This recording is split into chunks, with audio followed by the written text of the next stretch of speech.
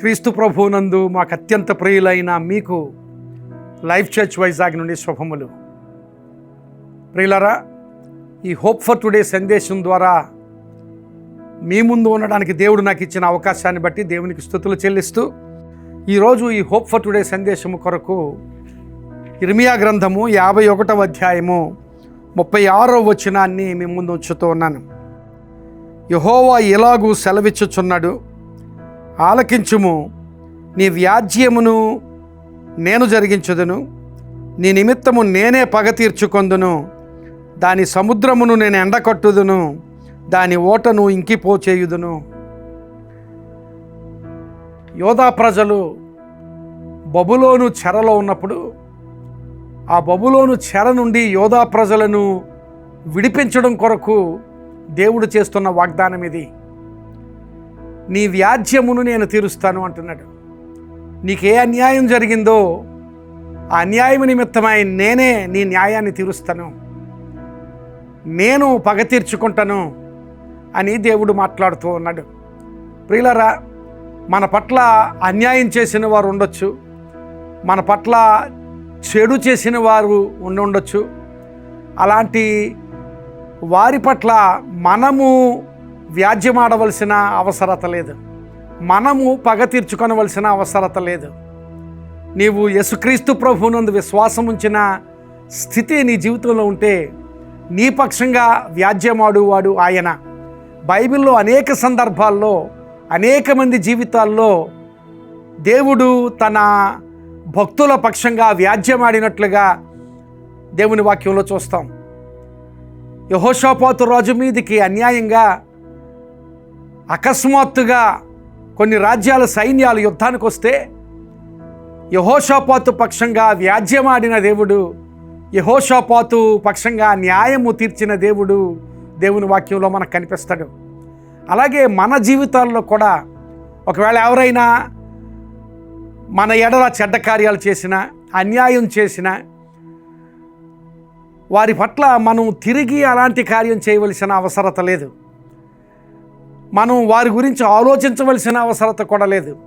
ఒకవేళ ఒక వ్యక్తి అలాంటి కార్యం చేస్తే ఆ వ్యక్తికి తిరిగి నీవు అలాంటి కార్యమే చేసే పగ తీర్చుకునే పనిలో నీవు ఉంటే ఆ వ్యక్తి మీద పగ తీర్చుకునే లోపు మరొక వ్యతిరేకి లేస్తాడు, ఆ వ్యక్తి మీద పగ తీర్చుకునే లోపు మరలా ఇంకొక వ్యక్తి లేస్తాడు. ఇలాగూ నీ జీవితం అలాగూ పగ తీర్చుకోవడంతో, నీ న్యాయం లేక నీ వ్యాజ్యం నీ వాడుకోవడంతో నీ జీవితం సరిపోతుంది. దేవుని వాక్యంలో దేవుని యందు విశ్వాసులుగా మనకున్న గొప్ప ఆధిక్యత, గొప్ప ఆశీర్వాదం ఏమిటంటే, ఒకవేళ ఎవరైనా వ్యతిరేకులు మన పట్ల చెడ్డ కార్యాలు చేస్తే, మన పట్ల అన్యాయం చేస్తే, మన పట్ల ఏదైనా వ్యతిరేకమైన కార్యం జరిగిస్తే దానిని బట్టి దేవుడు వారికి వ్యాజ్యం తీరుస్తాడు, దేవుడు పగ తీర్చుకుంటాడు అని దేవుని వాక్యం మాట్లాడుతుంది. ఈరోజు నీ జీవితంలో ఒకవేళ అలాంటి స్థితి ఉంటే, ఎవరైనా అన్యాయం చేశారనో, లేకపోతే ఎవరైనా నీ మీద పగబూని ఏదైనా కార్యం తలపెడుతున్నారనో నీవు అనుకుని నీవు కృంగిపోతుంటే కృంగిపోవలసిన అవసరత లేదు. నీవు దానికి ప్రతిగా వేరొక కార్యం వారికి వ్యతిరేకంగా చేయవలసిన అవసరత లేదు. నీ పరిస్థితిని దేవునికి అప్పగించు. దేవుడు నీ పక్షంగా వ్యాజ్యమాడి నీ పక్షంగా పగ తీర్చుకొని ఆయన నీకు న్యాయం చేసి నిన్ను ఆ చెర నుంచి విడుదల చేస్తాడు. అదే వాగ్దానం అక్కడ యూదులకు చేస్తున్నాడు దేవుడు. ఆ చెర నుంచి విడుదల చేస్తాను, మీరు ఏ చెరలో ఉన్నారో ఆ చెర నుంచి మిమ్మల్ని విడుదల చేస్తాను, మీ న్యాయం నేను తీరుస్తాను, మీ పక్షంగా నేను వ్యాజ్యమాడతానని. ఈ దినాన్ని అలాంటి పరిస్థితి నీ జీవితంలో, అలాంటి పరిస్థితి నీ కుటుంబంలో, అలాంటి పరిస్థితి నీ జీవితంలో ఏ రంగంలో ఉన్నా, నీ ఉద్యోగంలో ఉన్నా, నీ వ్యాపారంలో ఉన్నా, నీ కుటుంబంలో ఉన్నా, ఏ విషయంలో ఉన్నా ఆ విషయాన్ని దేవునికి అప్పగించు. నీ వ్యాజ్యాన్ని ఆయనే తీరుస్తాడు. నీ పగను నీ పగ ఆయన తీర్చుకుంటానంటున్నాడు. ఆయన నీకు న్యాయం చేసి నిన్ను ఆశీర్వదిస్తాడు. నీకు నెమ్మది కలిగిన హృదయాన్ని, సమాధానము కలిగిన హృదయాన్ని, ఆశీర్వాదకరమైన స్థితిని దేవుడు నీకు ఇస్తాడు. అలాంటి స్థితి నీవు దేవుని సన్నిధి నుంచి పొందుదువుగాక. ఆమేన్. ప్రార్థన చేస్తాను.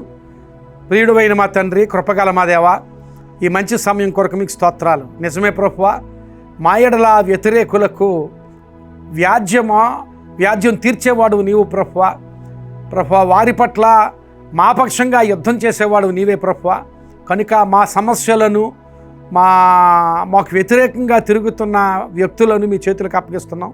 గొప్ప కార్యాలు మా పట్ల జరిగించి ఆశీర్వదించమని ప్రభువా. అలాంటి పరిస్థితుల్లో ఎవరైనా ఉన్నట్లయితే, ఈ మాటలు విన్నవారు ఎవరైనా ఉన్నట్లయితే వారి పరిస్థితులను చక్కబరిచి నెమ్మది కలిగిన స్థితిని, సమాధానకరమైన సంతోషకరమైన స్థితిని వారి జీవితాల్లో దయచేయమని ప్రార్థన చేస్తూ, విన్నవారిని అందరినీ మీ చేతులకు అప్పగించుకుంటూ వారి అవసరతల్లోనూ సమస్యల్లోనూ మీ సహాయం దయచేయమని యేసు నామమున అడుగుచున్నాను తండ్రి. ఆమేన్. God bless you.